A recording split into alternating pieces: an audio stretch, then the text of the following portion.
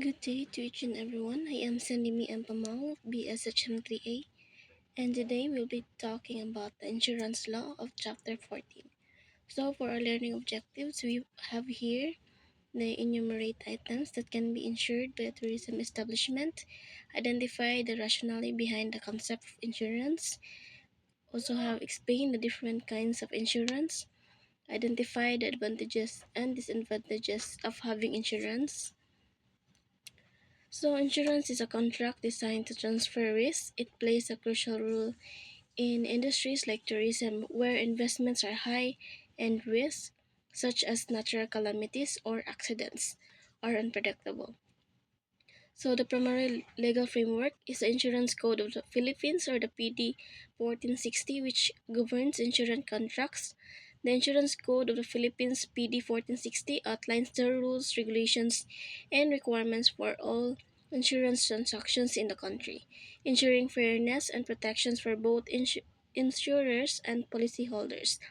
It defines the types of insurance, sets standards for licensing and solvency, and provide guidelines for claims, helping maintain a stable and trustworthy insurance industry.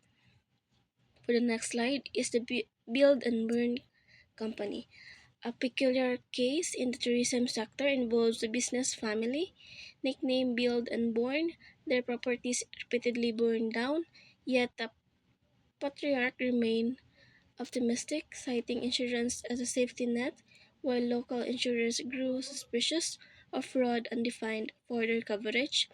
Foreign companies continue to insure them, raising concerns about due diligence and risk evaluations. So, the Build and Burn case highlights potential abuse of insurance systems, where repeated claims raise red flags about possible fraud. It underscores the importance of thorough due diligence and risk assessment by insurers, especially in high risk sectors like tourism.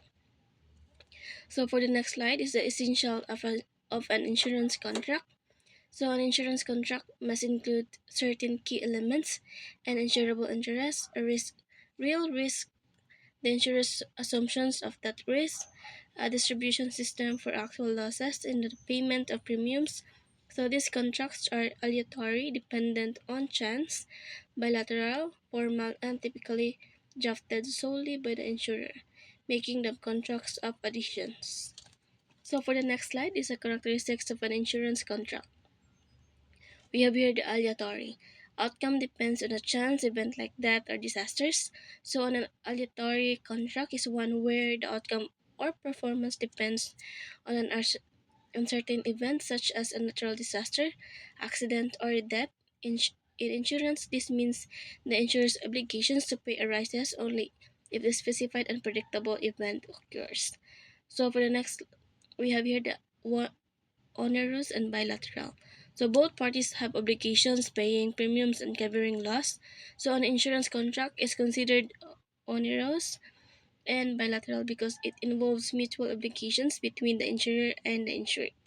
The insured must pay regular premiums while the insurer is legally bound to compensate for covered losses with, when a claim is made. So the formal and contract of adhesions drafted by the insurers and simply accepted by the insureds. So it means an insurance contract is formal and a contract of adhesions because it is prepared solely by the insurer using standardized terms and conditions.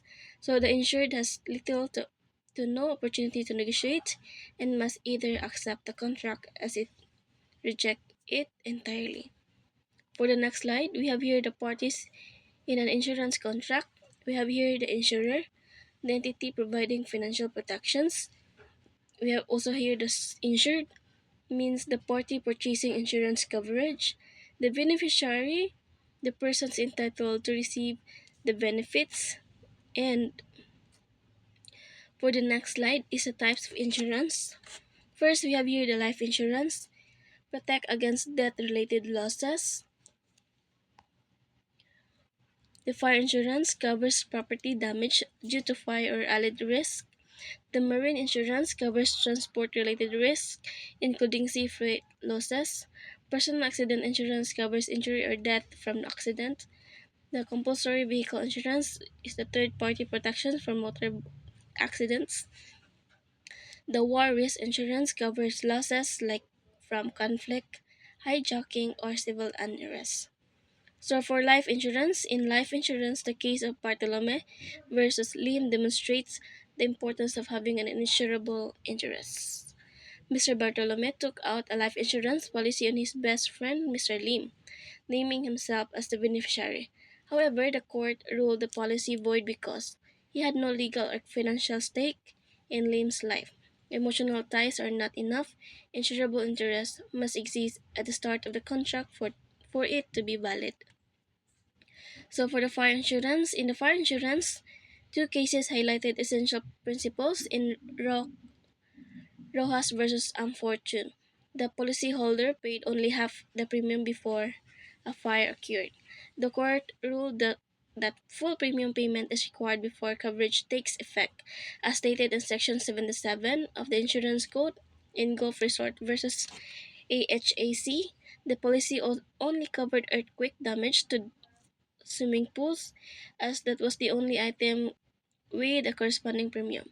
The court allowed recovery only for the pools, affirming that coverage applies strictly to items specially included and paid for in the policy. So for the marine insurance, in marine insurance, the cases of COA, Texing, and Rock illustrate different outcomes. In Coatexing, the insured cargo arrived damaged despite sealed containers. The court upheld the claim and all risk policy, emphasizing that unless an exclusion applies, so the insurer is liable. In contrast, Roque involved cargo loss due to leaky unseaworthy barge. The court denied the claim, stating the loss was due to perils of the ship, not perils of the sea. So marine insurance requires vessel seaworthiness, and losses from negligence are not covered. So for the compulsory motor vehicle liability insurance, or the CMVLI, in compulsory motor vehicle liability insurance, or the NFA, or the GSIS case dealt with a government truck that caused a fatal accident. GSIS, the insurer, was held liable to the extent of the policy, but not solidarily liable in driver or NFA. The ruling reinforced that victims can directly claim from the insurer, but only within policy limits, as CMVLI is meant to provide immediate compensations to victims regardless of fault. So in the war risk insurance, the TKC versus Malayan case involved cargo detained by civil authorities during transport.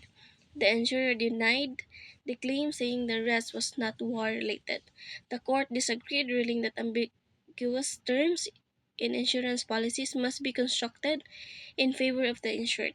It held the civil arrests could fall under war risk coverage, particularly in all risk marine policy. So, for the summary and takeaways, insurance plays a pivotal role in managing risk. Its legal framework ensures protections for those who comply with contract terms and maintain a valid insurable interest. Understanding policy limitations, payment conditions, and risk assumption is crucial in determining the enforceability of the insurance claims. I think that's all for my part. Thank you, and God bless us.